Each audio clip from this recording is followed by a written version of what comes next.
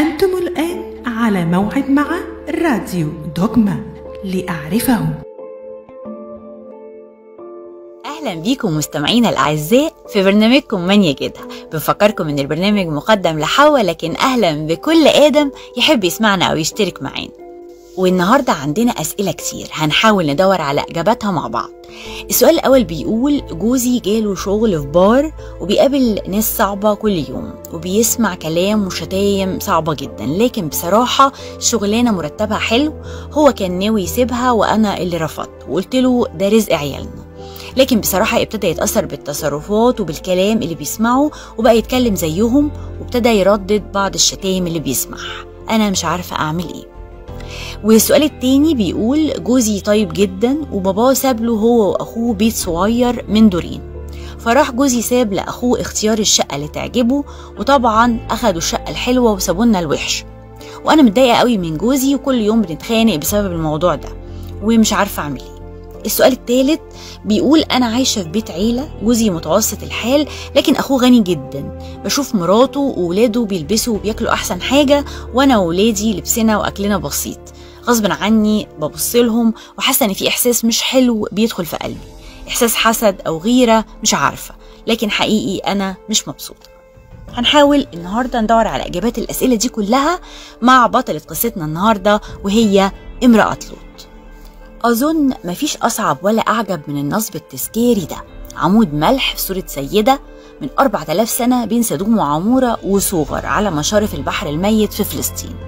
امرأة لوط مش النموذج الحلو اللي ممكن نمشي وراه، لكن ممكن قوي نتعلم من قصة امرأة لوط اللي انجذبت وراء الأباطيل واتمسكت بيها، حتى لو كان التمسك ده ضد تعاليم ربنا ووصايا في الكتاب المقدس. وما ذكرش الكتاب المقدس حاجة عن امرأة لوط قبل جوازها، لكن الرأي الأرجح إنها ما كانتش من أهل سدوم وعمورة، وإنها جت مع لوط من أور الكلدانيين. أغلب الظن إنها جت مع إبراهيم وسارة ولوط في القافلة المقدسة اللي أخدها إبراهيم وخرج بأمر الرب. ومن المتوقع إنها سمعت من إبراهيم كتير من المبادئ وتقديم محرقات، لكن ممكن تكون وقعت في تجربة الحسد وهي شايفة إبراهيم بيزيد أمواله ولوط شكله مش باين جنبه.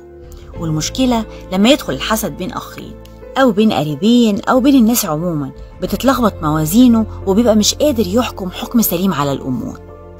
لكن لما تخانق رعاة لوط مع رعاة إبراهيم، شفنا عظمة إبراهيم اللي اتعود على حياة الترك وهو بيسيب للوط اختيار المكان اللي يعجبه. لكن دور لوط على المكان الأعظم وشاف في سدوم وعمورة حلم عمره، ولما ساب له إبراهيم الاختيار كان المفروض يقول له: اختار انت يا أبي إبراهيم، انت الأول، انت الأصل، لكن ما حصلش كده.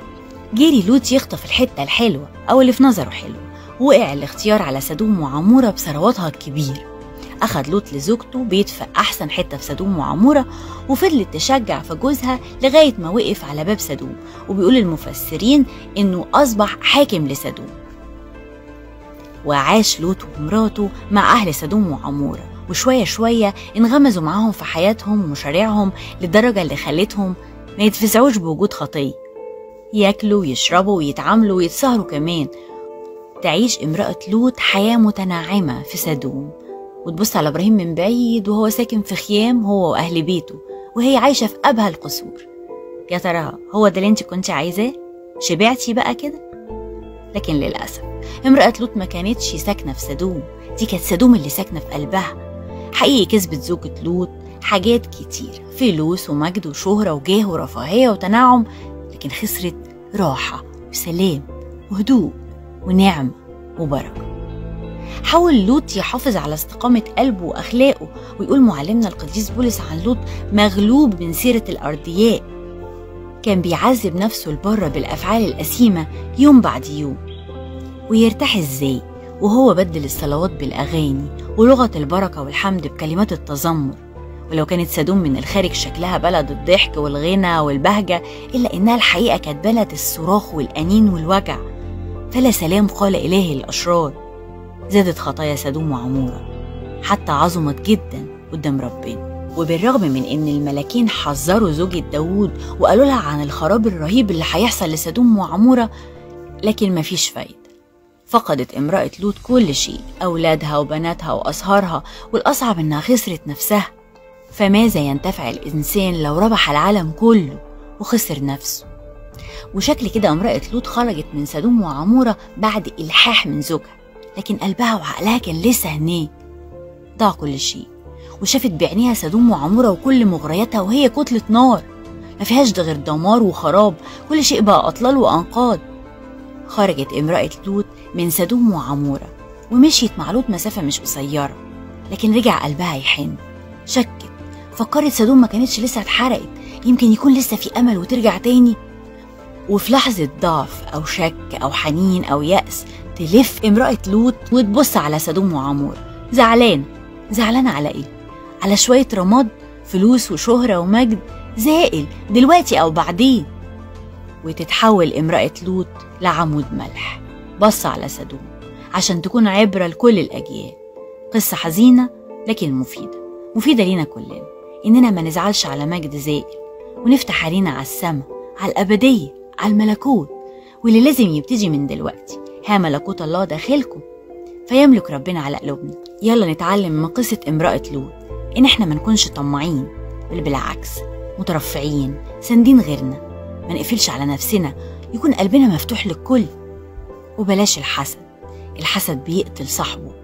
إني أشتهي اللي في إيد غيري وأبقى عايز أخد كل حاجة، أختار لنفسي الأحسن أنا وبس. لا، خلينا دايما سند لغيرنا. خليكي سند لغيرك، سند لجوزك في كل حاجة. شجعيه إنه يرتبط بالكنيسة، مش بالعافية لكن بالحب، بالصلاة، بالمواظبة على قراية الإنجيل والتناول.